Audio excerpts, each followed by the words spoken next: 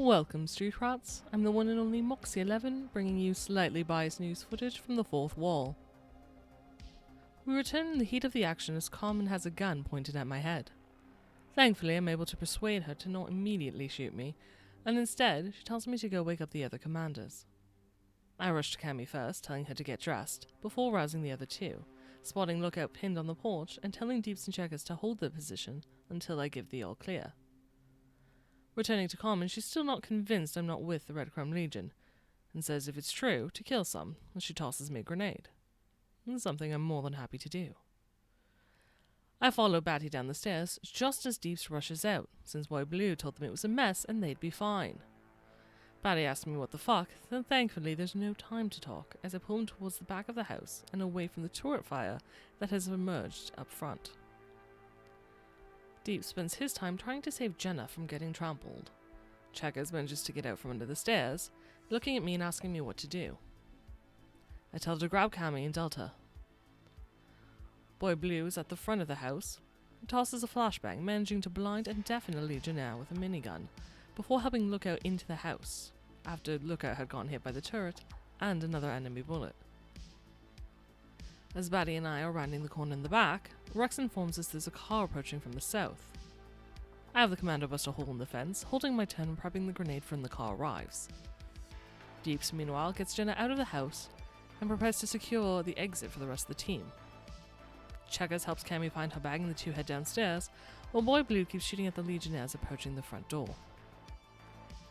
Blessedly, the Legionnaire turret jams, but the Red Crumb Legion backup arrives.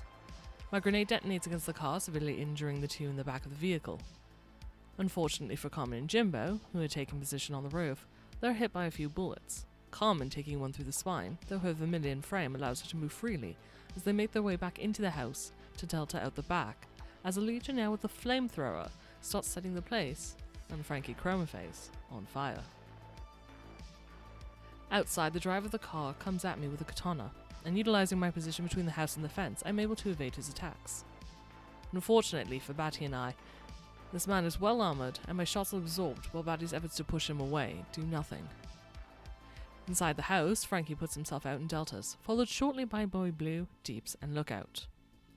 Cammy and Checkers head out the back as well, but when Cammy sees me fighting, she refuses to run and tells Checkers as much, stopping them both in their tracks. I tell Cammy I'll be right behind her. She still won't move, and while I know why, I can't say I'm happy. Deeps and Boy Blue join us outside. Boy Blue heads east, while Deeps and Checkers hold their position to fire instead of running. I manage to evade two more katana attacks, and our heavily plated man runs up the street, which is perfect since that's where Rex can get a shot on him, though he spends the first shot taking out the turret operator before they're able to fix it. I step into the street, earning a swear from Cammy to shoot and flatline one of the members from the car, and take a shot at Graves, the leader of the Red Crumb Legion, setting him on fire. I give a quick instruction to Batty to toss his grenade at them, and I'm running with the group, earning a not so pleased glare from Cammy, but at least now we're all finally moving. Batty's grenade doesn't connect with Graves, but it does hit and set on fire our armoured katana enemy. An enemy who seems intent on killing me as he rushes around the house before Rex can get a shot on him. Rex shoots Graves instead, who's busy putting himself out and returning to the car with the turret. Carmen and Jimbo jump down from the second floor, landing next to me, as Gojira refuses to run. Deeps instead comes up to shoot our armoured plate-hood enemy, and I swear that kid has some hero fantasy that needs to be checked, before he finally starts falling back. Checkers takes a shot and misses before she deltas, and I'm able to shoot him in the head, flatlining the fuck before heading out and telling the others to move again.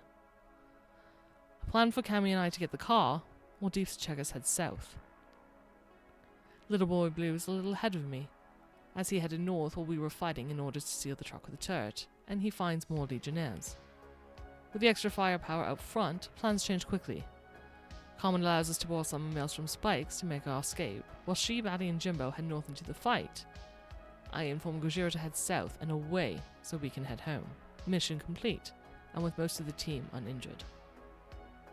To watch the story unfold live, tune into Saves First Death every Saturday at 10 PM Eastern at twitch.tv/SavesFirstDeath.